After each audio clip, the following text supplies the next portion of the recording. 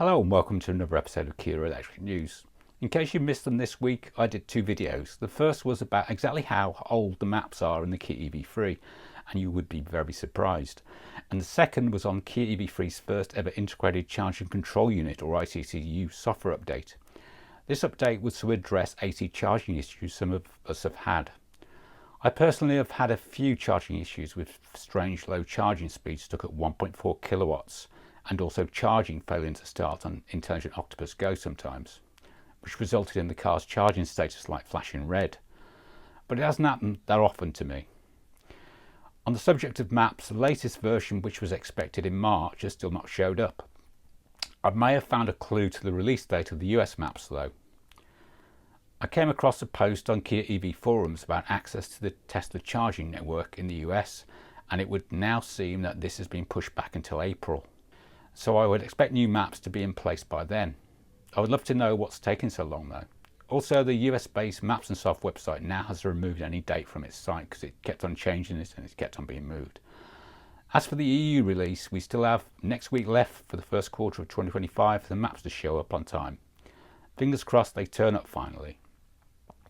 On the subject of the EV3 ICCU software update, I still can't understand why Kia UK are not pushing this update over-the-air updates.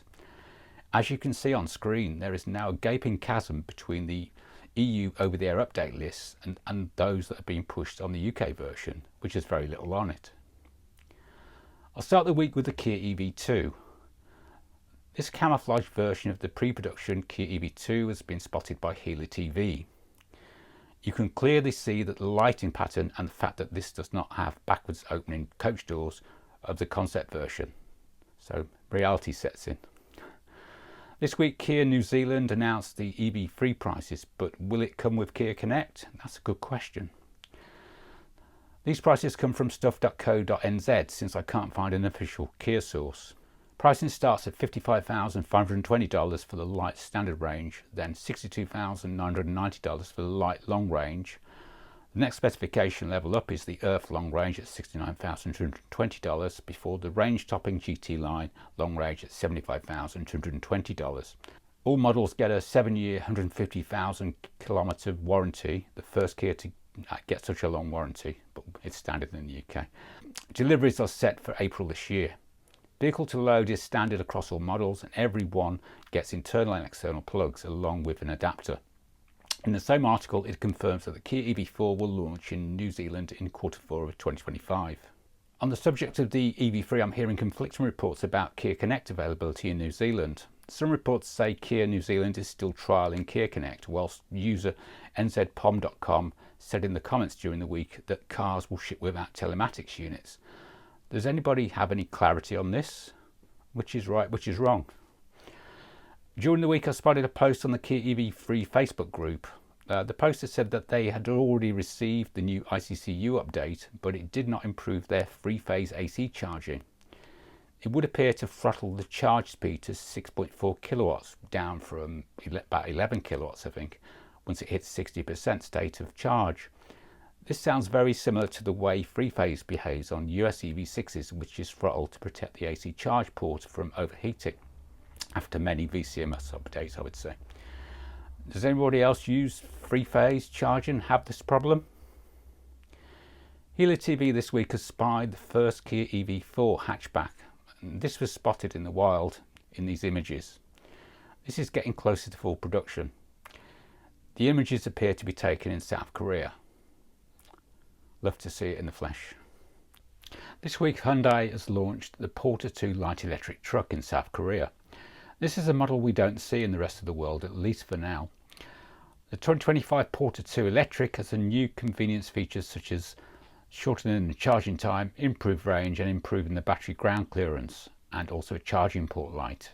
Hyundai Motors significantly reduced the rapid charging speed from 10% to 80% of the battery capacity to 32 minutes by increasing the charging current by increasing the thickness of the high voltage cable wiring to improve the charging speed based on 150 kilowatt rapid charging. The 60.4 kilowatt hour lithium ion battery has a new battery cell structure that improves energy density and is lightweight compared to the existing model, ensuring a single charging mileage of 217 kilometers, which has increased by 6 kilometers.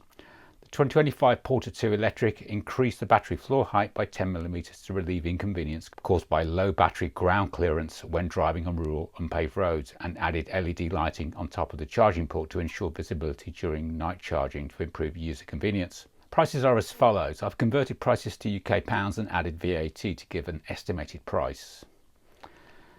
Style Special is 43.25 million won, or £27,421. Smart Special is 44.6 million won, or £28,273. Premium Special is 46.2 million won, or £29,287. It'd be nice if you had those at that price in the UK. Car Scoops reports that Hyundai Ioniq 5N owners have reported a dangerous unintended acceleration after a recall software fix. The initial problem had to do with the left foot braking.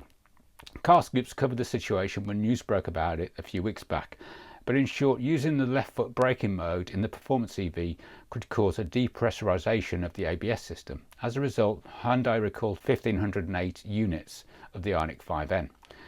Now some owners are reporting that after the recall, they have two new concerning problems. First, and most alarmingly, the car accelerates unintentionally. One user on the Ioniq forum explained in this way that the car continues to accelerate in N-shift mode after letting off the accelerator, which is extremely dangerous. Still, this isn't the only issue they're facing.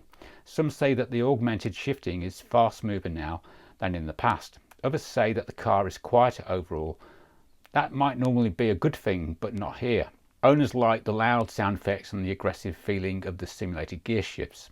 Hopefully these changes aren't permanent ones and can be put back in software. Korea Economic Daily reports that Hyundai chief Chung Yoo-sun targets software-led car dominance by 2028. The Hyundai Motor Group chairman has set an ambitious target to outpace Tesla in software-defined vehicle technology by 2028, underscoring quality over speed in HMG's transition to a software-first approach. He unveiled the goal during a closed-door town hall meeting with some 150 employees at the group's advanced vehicle platform headquarters in Pangyo, south of Seoul, on March 6, sources said. The SDV, often called the computer on wheels, is a next-generation vehicle that operates through an advanced operating system, a segment in which major global automakers are fiercely competing.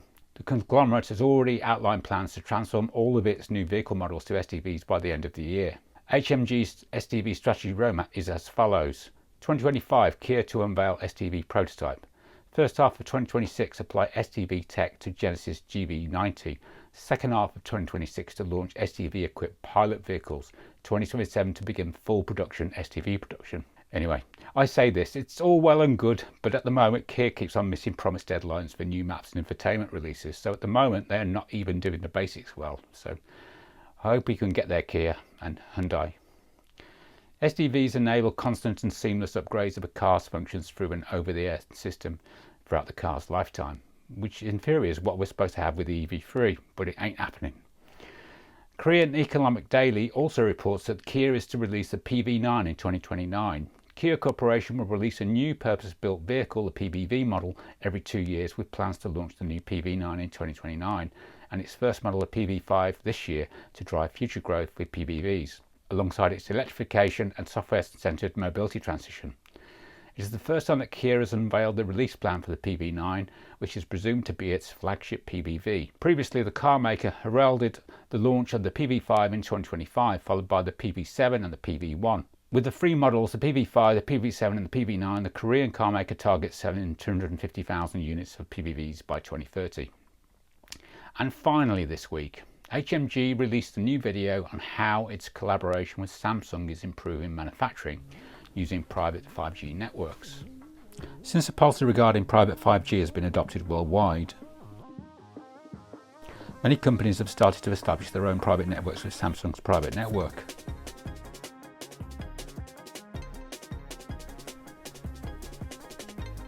Among which is Hyundai Motor Company.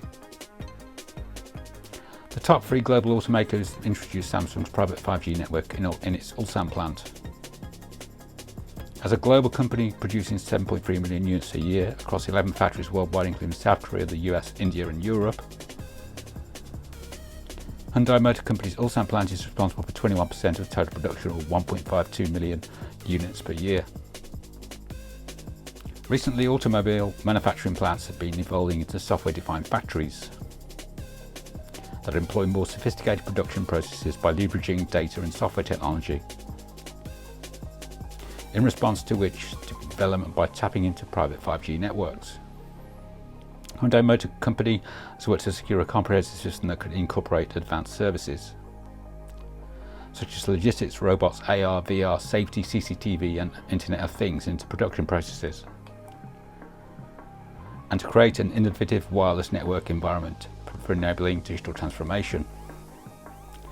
In Ulsan's third assembly plant, about 60 logistics robots are carrying materials needed for automobile production, although they move along a fixed path, preventing collisions between logistics robots or between logistics robots and humans or objects. Requires high-speed transmission of driving data and seamless connection during handovers between multiple radio equipment. The logistics robots are currently used for materials transportation, but in the near future, autonomous mobile robots will be introduced to enhance productivity and stability, which makes the establishment of private 5G network imperative. Since Samsung's private 5G supports RedCap, the bandwidth and number of antennas for connected devices can be reduced, thereby cutting the cost of the device itself and lowering power consumption. Hyundai Motor Company has linked Qualcomm's STX35 chipset equipped scan diagnostic scanning equipment to complete its vehicle autonomous inspection platform, or S-scan.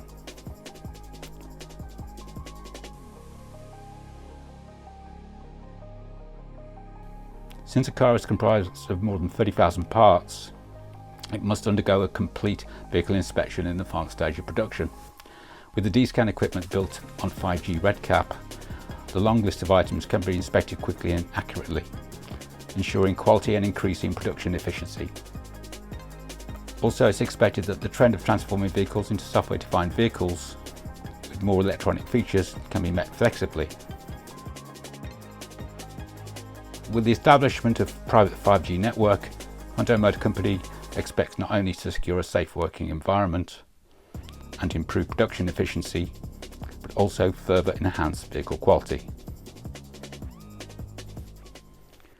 Anyway, that's all for this week. As usual, links to all stories and videos can be found in the show notes in the video description. Thanks for all the comments, likes and subscribes this week. Welcome to new channel members Rolf Helgeberg, PM, Tony D and Jeremy Ward. As usual, a massive thanks to my channel members for your invaluable financial support. Thanks for watching.